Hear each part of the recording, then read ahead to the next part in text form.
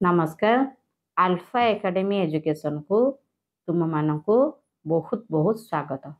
पिले एबे मते पिला मानकर किछि कथा आसीछि जे मैम किछि सिलेक्टिव लॉन्ग क्वेश्चन दियंतु जेमति कि हमें घोषी की जेबु जल्दी पिले सुन एग्जाम पाए तो कौनसी प्रकार सिलेक्टिव लॉन्ग क्वेश्चन दबा कथा नुह कारण कौन ना प्रत्येकटी क्वेश्चन पिले सिलेक्टिव सेटा डिपेंड करे कहा उपरे तम मानक उपरे तुम जिते भल से प्रिपेयर करिवो सेते भल से तमर रिजल्ट हबो किंतु ता भितरे जो माने सबु लॉन्ग क्वेश्चन घोषी ना दया करी एतिकटा लॉन्ग क्वेश्चन घोषी की जाओ आ भितरे निश्चिंत आसीबो मु कहि परनी सबु जाक आसीबो कि सबु जाक पढिथो सेटा भी कहबिनी किंतु आसीबो निश्चिंत तेणु मन देकी ए लॉन्ग क्वेश्चन गुडाक तमाने आग लिखि दियो निज निज खातारे सब लिखि दियो नचेत वीडियो को भी जूम करके तुम रखिकी लिखि पारिबो तो लिखिकी तार क्वेश्चन आंसर गुड जो क्वेश्चन गुडा मु दउची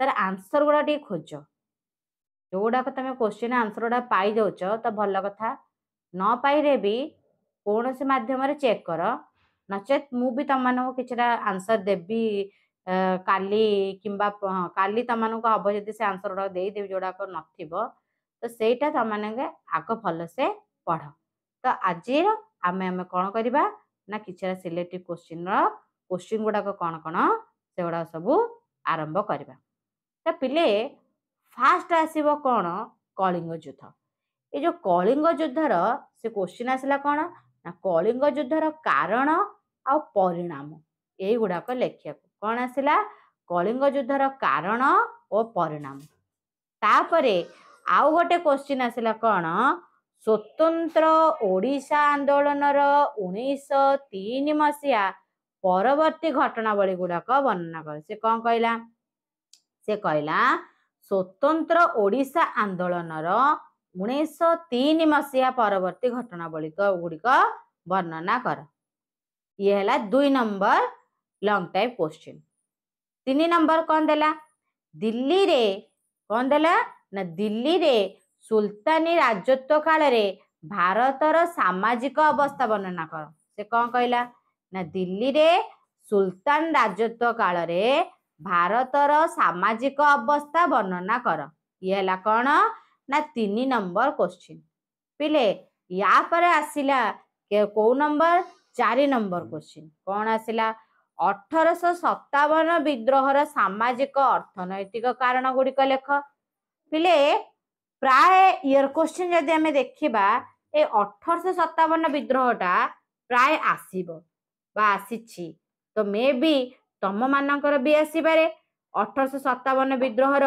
सामाजिक अर्थनैतिक कारण गुड़िक लेख तापर आसिला कौन ना मोगल जुगर स्थापत्य विषय वर्णना कर स्वतंत्र ओडिशा प्रदेश गठन पाई मधुसूदन दास आ कृष्णचंद्र गजपति एई मानकर अवदानटा वर्णना कर ये है कौन ना 6 नंबर क्वेश्चन जे स्वतंत्र ओडिशा प्रदेश गठन करिबारे मधुसूदन दास आ कृष्णचंद्र गजपति अवदान कौन ये है कौन ना 6 नंबर क्वेश्चन तापर आसला 7 नंबर क्वेश्चन कौन देला ना कलिकता आ बॉम्बे रे औपनिवेशिक एक स्थापत्यर विवरणी प्रदान कर भारत छाड़ आंदोलन रे ओडिशार भूमिका आलोचना कर भारतीय संस्कृति को बौद्ध धर्मर अवदान गुड़िक लेख एतक आसिला आउ गोटे आसीबारे पिले बौद्ध धर्म आउ जैन धर्म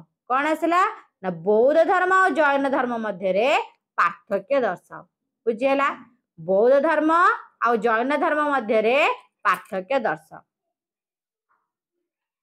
तापरे आसिला कौन बक्सी जगबंधु नेतृत्व रे संगठित पाइक विद्रोह बुझेला कौन आसिला ना बक्सी जगबंधु संगठित पाइक विद्रोहर विवरणी प्रदान कर इबन बक्तुता तांकर भ्रमण वृत्तांत वर्णना कर आउ 1870 रे संगठित खोर्धा विद्रोहर विषय मध्य आलोकपात कर कौन कहला इबन बक्तुता आ गोटे 1870 रे संगठित खोर्धा विद्रोह तापर पिले आसुची कबीरଙ୍କ जीवनी आ बाणी आलोचना कर। कबीरଙ୍କ जीवनी आ बाणी आलोचना कर। आउ गोटे आसला पिले हरप्पा। हरप्पार धर्म विश्वास ए विषय आलोचना कर। एटा भी आसी पारे।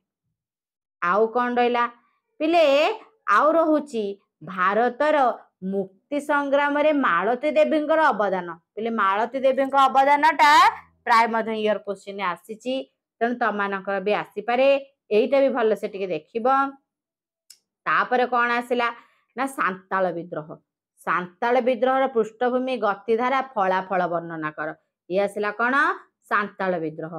तापर आसिला महावीरंकर जीवनी आउ नीति। महावीरंकर जीवनी नीति आउ चैतन्यकर मध्य जीवनी नीति एही तक मध्य वर्णना करिया को जायछि। आ दिल्लीर सुल्तान राजत्व समय राष्ट्रर स्वरूप वर्णना कर।